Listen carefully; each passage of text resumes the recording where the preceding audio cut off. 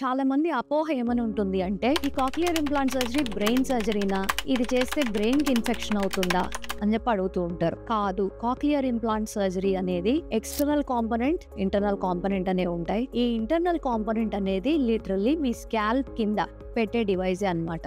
ఈ ఎలక్ట్రోడ్ అరే ఏదైతే ఉందో, తీగలాగా ఉంది చూసారా, ఈ తీగలాగా ఉన్నది ఏదైతే ఉందో ఇది కాక్లియా అంటే ఆ ఇంజన్ లోపలికి వెళ్తుంది.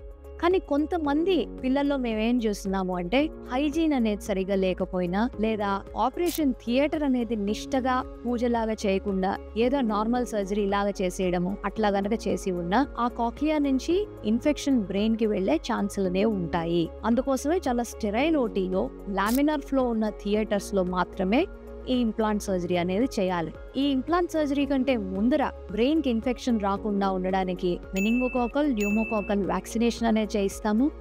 ఆపరేషన్ అయిపోయిన 6 వారాల తర్వాత మళ్ళీ ఇంకోసారి ఇన్ఫెక్షన్ రాకుండా వ్యాక్సినేషన్ అనేది చేస్తాము. అంత నిష్టగా చేసుకునేది. అందుకనే ఈ సర్జరీ ఎక్కడ పడితే అక్కడ చేయరు. అది సింపుల్ గా బయట జనాలు ఎలా చెప్తారు అంటే బ్రెయిన్ కి ఇన్ఫెక్షన్ వస్తుంది అందుకోసం వద్దు అని అంటారు. బట్ నిజానికి ఏంటి అంటే మంచి స్టెరైల్ ఓటీలో చేసుకుంటూ దానికి ప్రీ ఆపరేటివ్, ఆపరేషన్ ముందర, పోస్ట్ ఆపరేటివ్, ఆపరేషన్ తర్వాత సరైన జాగ్రత్తలు గనక తీసుకుంటే దీనంత సక్సెస్ఫుల్ సర్జరీ ఇప్పటి వరకు ఏదీ లేదు.